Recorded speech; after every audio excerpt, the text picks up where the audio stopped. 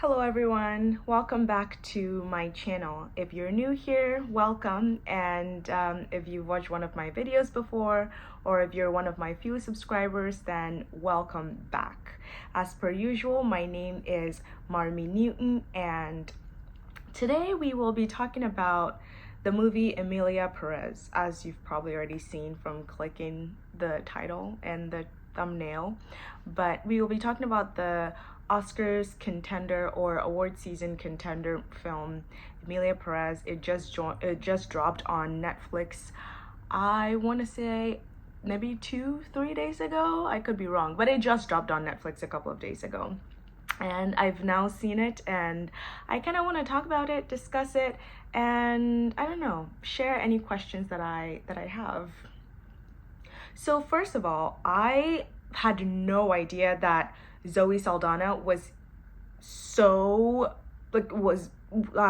kind of knew how to sing in general. I had no idea about that. This is the first project ever that I've seen her in where she's singing, because I think I've seen her, she's in Marvel maybe, and I've seen her in the Avatar movies. And yeah, I mean, in all of those roles, there isn't really a reason for her to sing. So, I mean, I understand that, but it was cool to see her in a film where she's singing and dancing in some of the scenes. But overall, I think the movie was very, very beautifully shot. It's the lighting, the way they shape it, the way that they use it to highlight certain kinds of scenes or certain kinds of characters. I remember at the point where Zoe Saldana's character Rita was saw Emilia for the first time in London. That restaurant scene was so beautiful because once they recognized each other, once Rita recognized Emily, because Emily already knew that was Rita the whole time. Once Rita recognized Emily, they darkened the entire background and kind of blurred out every single character. And then once Emily what? Once Emilia and Zoe Saldana's character, Rita, were done actually talking and having their conversation, then they brought everyone else back in or readjusted the light. And I like that. There was that little scene with all the little kids singing about kind of change and a better life, and that was also very, very beautifully shot. Overall, I do think that, like, with the singing and the dancing coupled with the kind of storyline that they had, sometimes I would be watching the film and then feel like this is a little bit out of place. I'm not sure what's going on with this, and then I would be on the fence about the singing and the dancing and the transitions to that. But other times I would feel like, you know what, this is nice, this is good.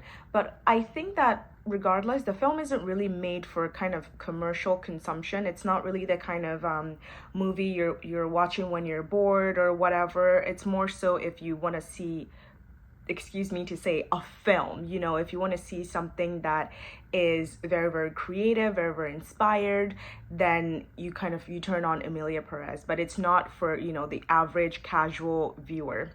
And so I think that's how my brain justified the singing and the dancing. And also it kind of bordered on the fact that it's kind of a musical because you're singing and dancing, but it's also not, because they're not really breaking out into musical numbers per se. Like, kind of comparing that to Wicked, which is coming out soon. Like, Wicked is very clearly a musical, but Emilia Perez kind of straddles the line of kind of trying to be an action film, trying to be a deep commentary kind of film, and also like kind of with the singing and the visuals and all of that.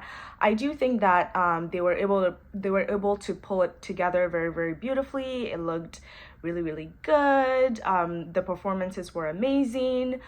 I didn't even know that Selena Gomez knew how to speak Spanish. Is it that she knows how to speak Spanish, or she just kind of memorized the lines and the meanings of the lines and then just kind of added the act into that? But I do think she has an entire album all in Spanish. I could be wrong about that though.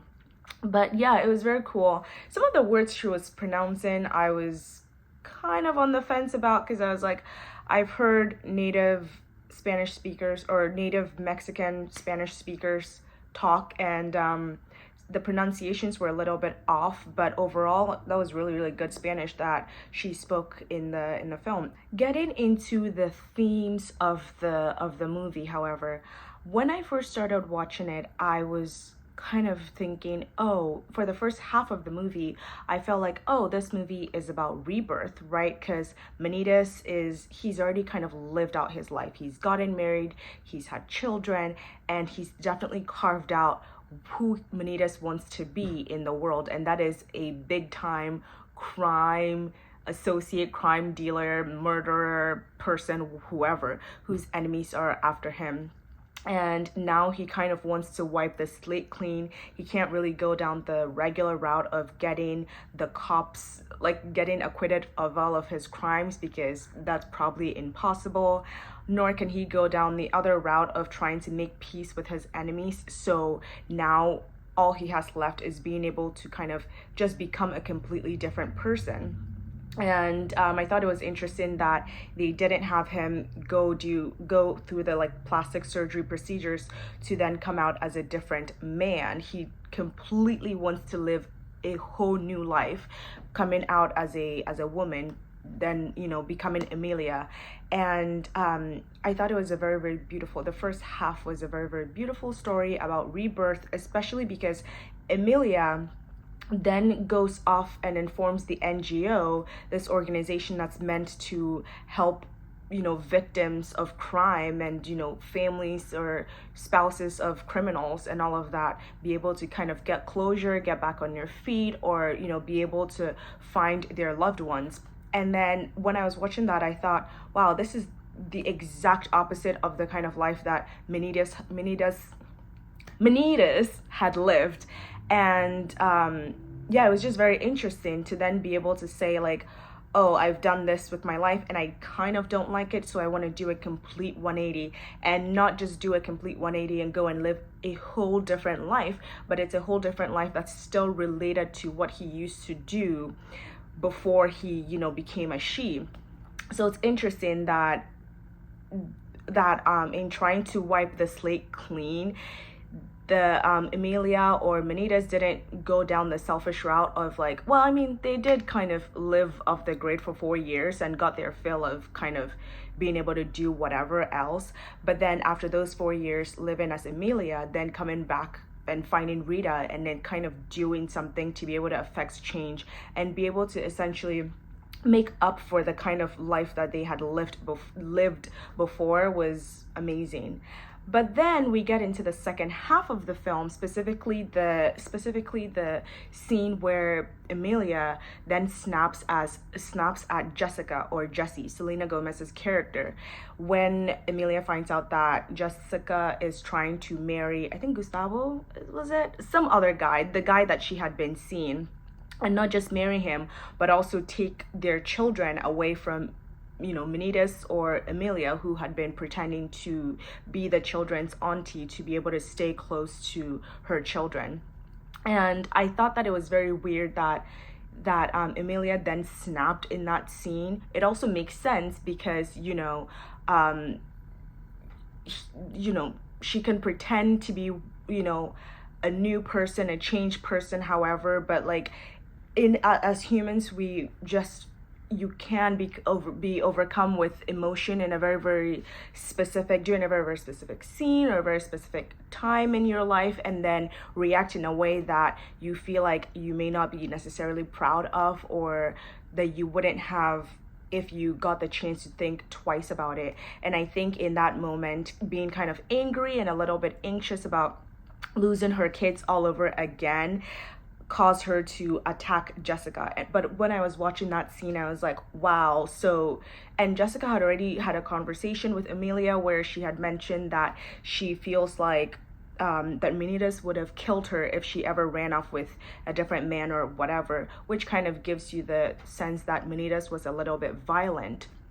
So it's weird that then in that moment, the true Manitas, that after kind of going through all of that surgery, all of that rebirth, that completely new life, he ended up just kind of reverting back to himself in that scene, right? But then after that scene, I was like, okay, maybe it's just that one scene. Maybe he just or she just snapped in that scene, right?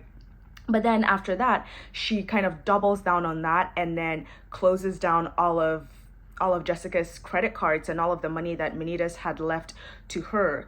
So then, it just kind of feels like Jessica has been not Jessica, Emilia has been dragged back into her old life. So a story that was supposed to be about starting living a life you don't want that life anymore, and then going off to create a brand new legacy, then becomes a story about living a certain kind of life, going off to create a brand new one, and then reverting back to the old one in a very specific way.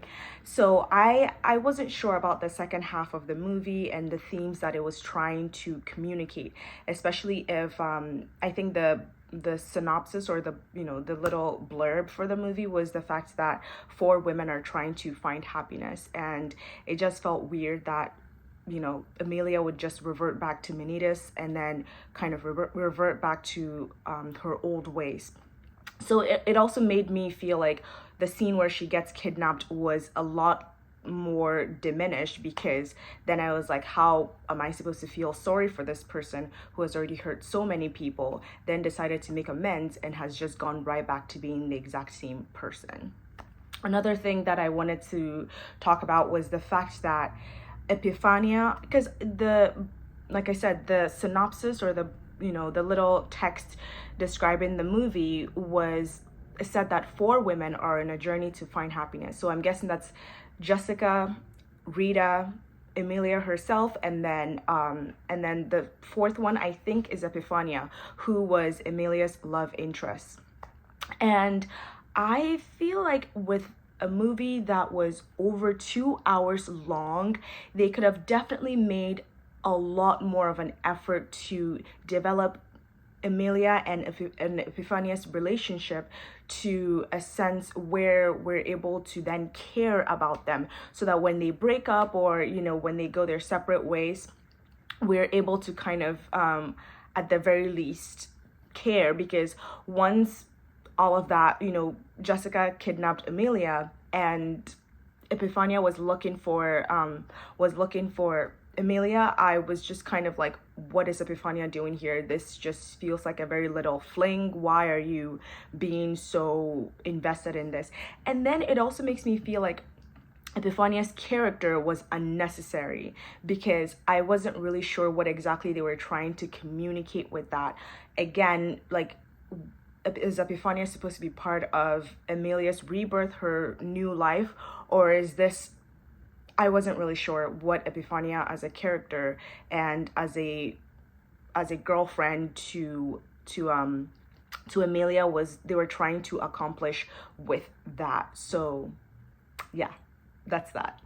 Overall, I for sure really like the movie. I kind of really like the ending. I love it when a movie ends tragically, sadly. I do. I just feel like it's a lot closer to real life, because in real life, things are not, tied together neatly in a bow ever. There's always something that's going on, and I like the ending. I thought it was a little bit gut-wrenching. It wasn't gratuitous violence for the sake of violence. It was yeah, I really liked it. Like I said, the movie was visually stunning. The acting was great, and it's really nice to just kind of watch a movie that feels out of the box, or is out of the box every once in a while, especially in a world where big blockbuster movies are always like one superhero chasing another, and there's not really any room for moral ambiguity. I feel like watching Emilia Perez, you're kind of watching these characters and then trying to sympathize with them, but also trying to understand why they would react in a specific kind of way during a specific time. And films like that are always very fun to kind of prompt a little bit of introspection. But overall, like I said, I really enjoyed it and I wanted to get on here and say that.